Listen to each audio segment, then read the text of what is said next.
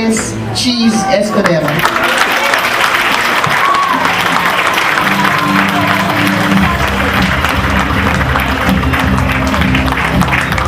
Please down.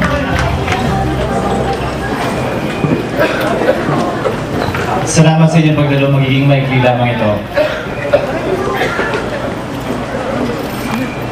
Mula nang umalis ako sa NPC, na 28 na Oktubre, ginawa ko yun upang malaya kong makita at matanaw ang dapat kong gawin kaugnay ng 2010 elections.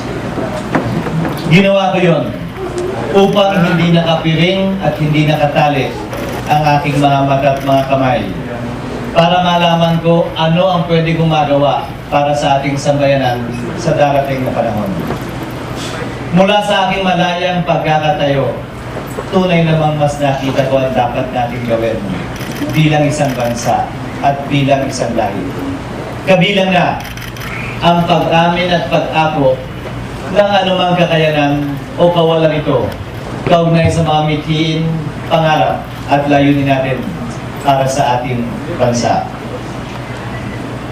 Nitong mga nagdaang araw, nagnilay-nilay ako, tumausap sa maraming malalapit na kaibigan at gayon din pamilya. Kinausap ang ilan sa ating mga kababayan at pinagpasyahan ang aking papel na gagampanan sa darating na halalan. Akala ko magiging madaling desisyon, pero hindi pala. Akala ko napakadali ang magiging pasya, pero hindi pala. I've always said that for me, it's the presidency, but not at all cost. Not at the cost of losing my soul, not at the cost of losing myself, not at the cost of being eaten up by the system in the process, and certainly not at the cost of not being able to do the things that I want and set out to do. Para sa akin, panguluhan lamang ang aking nasa isip. Subalit di ko ito hahanapin at kukunin.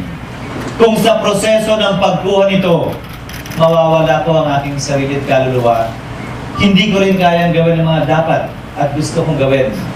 At kung makakain lamang ako ng sistema. Para sa akin, hamon itong dapat tingnan ng lahat na ng unang nagdeklara. Sila ba'y nakain na ng sistema o hindi pa sa daan tungo sa panguluhan? Sila ba ay kaya pa rin gawin ang lahat ng pinapangako sa ating magaganda at matatamis habang nangangampanya?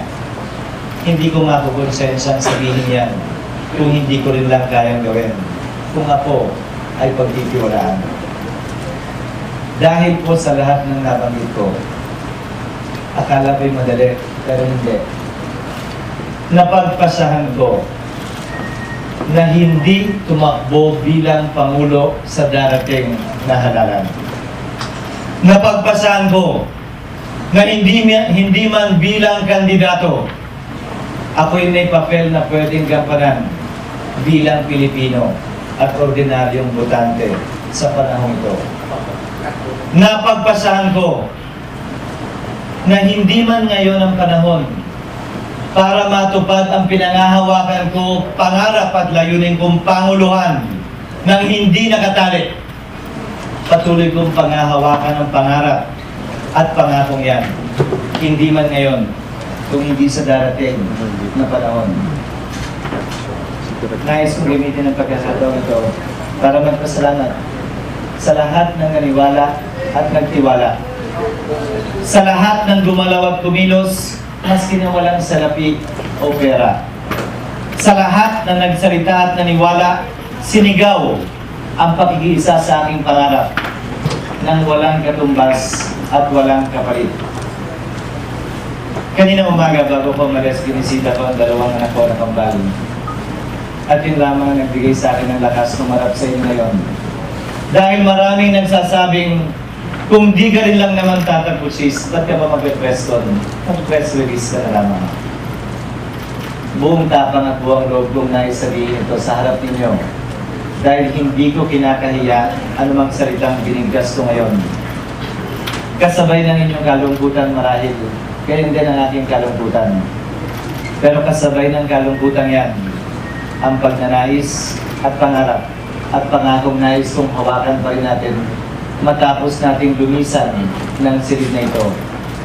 Ang pangako ng isang bagong Pilipinas, ang pangako ng isang bagong pagbabago, ang pangako ng isang Pilipinas na hindi tulad ngayon, na kung hindi man natin makakamtan ngayon at sa pamamagitan ko, sana magampanan ito ng mga nagpapakilala sa ating reresolba sa lahat ng ating problema. Kaisa ninyo ako at kaisa ako ng sino mang pagtitiwala ng sambayanan sa mga darating na araw. At bilang botante, bilang Pilipino, bilang senador, patuloy akong mananalig sa kakayanan ng Pilipino at ng ating bansa na malampasan ng mga hamon at pagsubok na ito. Salamat po sa inyong pagtitiwala nito mga nag-aaral.